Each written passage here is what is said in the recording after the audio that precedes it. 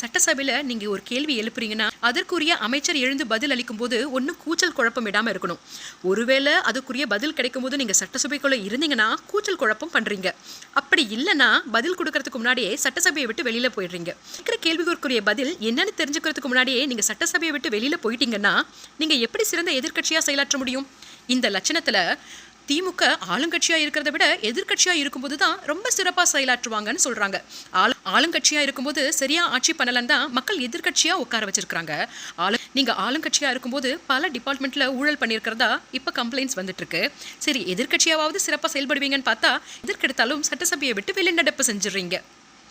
சின்ன குழந்தைங்க புத்தகத்து மேலே ஏறி ஆடுனா புத்தகத்தெல்லாம் தெய்வமா மதிக்கணும், அது மேலே ஏறி ஆடக்கூடாது, இல்லைன்னா படிப்பு வராமல் போய்டும்னு நம்ம வீட்டு பெரியவங்க சொல்லி நம்ம பார்த்துருப்போம்.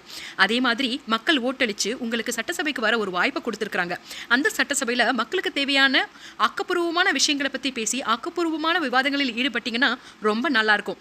அதை விட்டுட்டு ஆவுனா நான் சட்டசபையை விட்டு வெளிநடப்பு பண்ணுவேன்னு விளையாட்டுத்தனமாக இருந்தீங்கன்னா நாளைக்கு அந்த சட்டசபைக்குள்ளே வர முடியாமல் கூட போயிடலாம். அதனால் இன்னைக்கு கிடைச்சிருக்க வாய்ப்பை நல்லபடியாக பயன்படுத்திக்கோங்க.